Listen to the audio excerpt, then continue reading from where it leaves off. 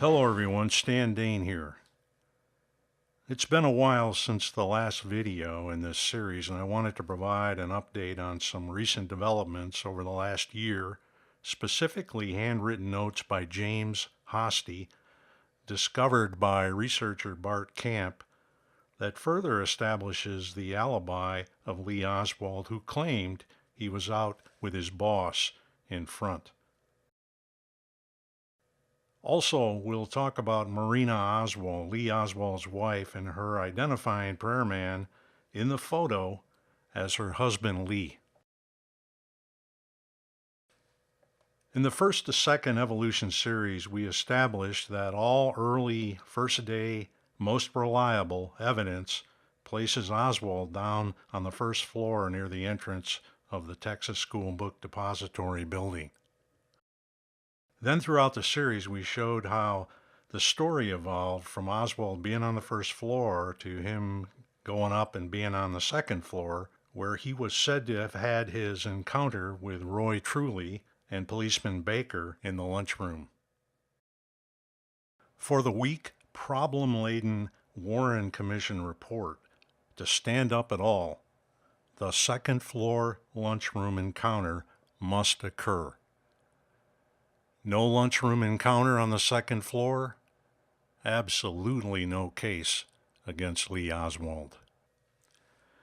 In addition to first day news accounts and eyewitness statements, we've had the Will Fritz notes, which were a transcription of the contemporaneous interrogation notes by FBI Special Agent James Bookhout, where Oswald says he was, quote, out with Bill Shelley in front. Bill Shelley being his boss. We also have the Warren Commission testimony of Harry Holmes, who was present at Oswald's last interrogation right before he was shot. Holmes stated that Oswald said he was on the first floor by the entrance. In totality, all of this evidence is very strong as it gives Oswald an alibi. Now let's focus on what Bart Camp discovered. Bart tells the detailed story on his prayerman.com website, which I highly recommend you visit. It's a treasure trove of information that exonerates Lee Oswald. You really must see it. I'll put links below to Bart's website and his work. These notes were written by FBI agent James Hosty. The date is November 22 at 3:15 p.m. Not long after Oswald was apprehended and brought in. Bart highlighted the text we want to focus on here in green. Oswald stated he was present for work at the Texas School Book Depository, the TBD, on the morning of 11/22, and at noon went to lunch.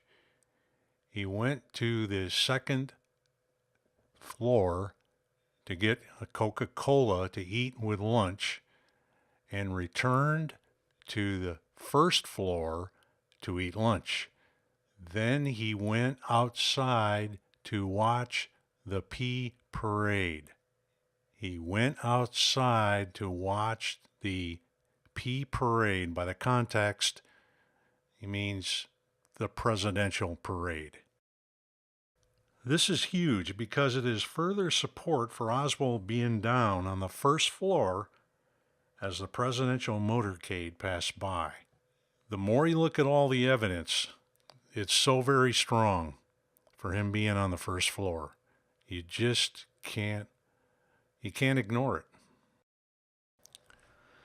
Now let's talk about our interaction with Marina Oswald, Lee Oswald's wife, at the time of his death.